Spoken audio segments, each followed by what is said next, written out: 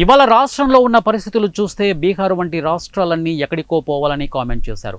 ఆంధ్ర రాష్ట్రం పరువును రోడ్డున పడేసిన పరిస్థితులు చంద్రబాబు పాలనలో కనిపిస్తున్నాయన్నారు జగన్. సత్యసాయి జిల్లా రాప్తాడులో జగన్ పర్యటించారు. పాపిరెడ్డిపల్లెకు వెళ్లిన జగన్ వైసీపీ కార్యకర్త లింగమయ్య కుటుంబాన్ని పరామర్శించారు. ఈ సందర్భంగా సీఎం చంద్రబాబుపై జగన్ ఫైర్ అయ్యారు. రాష్ట్రంలో శాంతి భద్రతలు దిగజారాయని ఆరోపించారు. ఏపీలో బెదిరింపు రాజకీయాలు నడుస్తున్నాయని అన్నారు. ప్రతిపక్ష పార్టీ నేతలను భయపెడుతున్నారని జగన్ అన్నారు. వైసీపీ కార్యకర్త లింగమయ్యపై టీడీపీ నేతలు దాడి చేశారు. 20 మంది దాడి చేస్తే 2 కేసులు పెట్టారు. దాడిని ప్రోత్సహించిన వారిపై కేసులు పెట్టలేదు. స్థానిక సంస్థల ఎన్నికల్లోనూ దౌర్జన్యాలకు పాల్పడుతున్నారు. టీడీపీకి బలం లేదని స్థానిక సంస్థల ఎన్నికలను అడ్డుకున్నారు. ఏ పదవైనా తమకే కావాలన్నట్లు కూటమి ప్రభుత్వం పనిచేస్తోందని విరుచుకుపడ్డారు జగన్.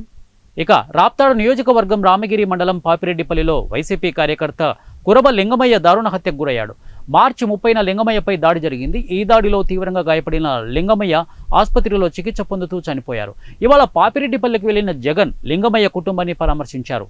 లింగమయ్య కుటుంబ సభ్యులను జగన్ ఓదార్చారు. తాను అండగా ఉంటామని వారికి హామీ ఇచ్చారు. వైసీపీ శ్రేణులకు ధైర్యం చెప్పారు జగన్.